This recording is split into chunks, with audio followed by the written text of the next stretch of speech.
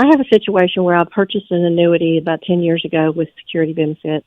This particular plan was unfortunately not rated very highly when I looked it up under Annuity Gator. It has carried high fees, and I did purchase a income rider on it at the advice of the financial planner. And it's due now. It's come up. The 10 years is up, so I can do what I need to do, whatever I want to do with it. If it looks like after speaking with them and getting all the numbers, I really haven't made anything except the bonus money that I got when I first opened it up. It was tied to the market. None of the choices that they had, the market did not do well in any of the ones I picked anyway. And so the only other advantage this plan has is that it supposedly, if you lose 2 of your life skills, it will double your amount for 5 years, and then it'll go back. It does have, supposedly it has a feature on it where I can get my husband to have the lifetime income also with a reduced amount. In fact, elect to take it as an income, go ahead and take it as an income. It's not going to earn anything from here on out. That basically is only earned the fixed amount is like 1%. So I need to know what to do. Should I pull it out and invest it somewhere else? Should I go ahead and take the income and invest the income until I need the income? What should I do? Oh, gosh, that is a really long question. But you know what? You just really described so many of the reasons why we don't like commercial annuities. You know, you mentioned you don't really, the return's not that good. The fees are high. It eats it up. And I understand that, I think annuities are really, and you can maybe confirm this, are really kind of fear-based products. So, when they're sold to people, it really plays on the fear that people have that the markets are going to crash and that the insurance companies are going to be able to guarantee that they won't suffer the same fate. So I have to answer kind of generally because there's a lot of things that I don't know about the particular situation. So when you get into these kind of products and they guarantee the income. So basically they lay out to you that you're going to make a certain guaranteed rate. We're not going to guarantee that the value of your account is going to go up, but we'll promise that the income that you get is going to be there even if the product doesn't perform. And, now you're telling us 10 years later, that's exactly what has happened. So do you know kind of what the difference is between the real value of your investment and what your promised income will be? I don't know what you mean by real value of the investment. The lady, when I spoke to the company, she calculated it out, and she had the income amount being about somewhere around $850 a month.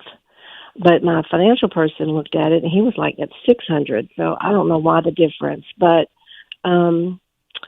it's about $125,000 is the amount, and if I would be pulling it out, that's what I would be getting, $125,000, roughly that amount. So, did that answer your question? Sort of. Let me just give you a little bit of an example. So there's different values when you're looking at these kind of products.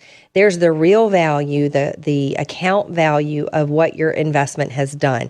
So basically you put in 125, 10 years later, it's worth 125.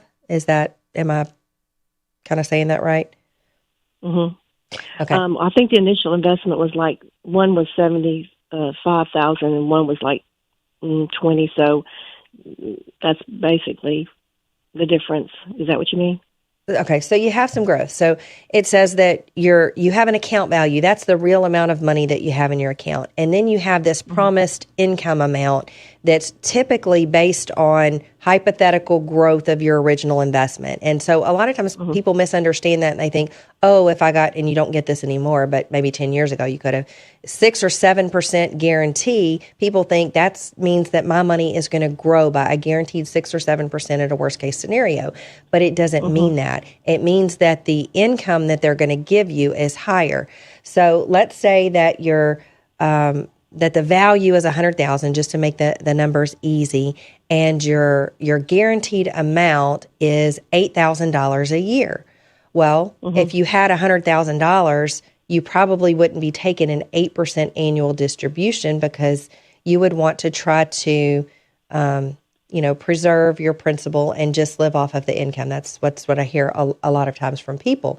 But if you're taking 8%, it's unrealistic, especially in a product that hasn't grown at 8%, to think that your account value is going to increase or at least stay the same. So what happens is you get into this snowball effect of eating into your real account value, but the insurance company has promised you that they're going to give you $8,000 a year for as long as you're alive. So that, Right. I guess, is kind of okay if all you care about is the income. But what happens is if you're taking out 8% and you're making 1%, what's going to happen is that you're eating into your principal. So all you're left with is the guarantee that the insurance company is going to pay you $8,000 a year for as long as you're alive. Now, what does that mean for your heirs? Well, if you have a surviving spouse, you just said, well, they're going to get a whole lot less if I even elect, that, or if it passes on to, children or kingdom or whatever, it's really going to impact that. So you really have to take a look at, what is your guaranteed income at this point? And I would discuss that with your advisor. What is your guaranteed income? And then you have to kind of weigh that out with what's my life expectancy. Am I going to get more out of this if I erode all of my principal and just take that income out over time?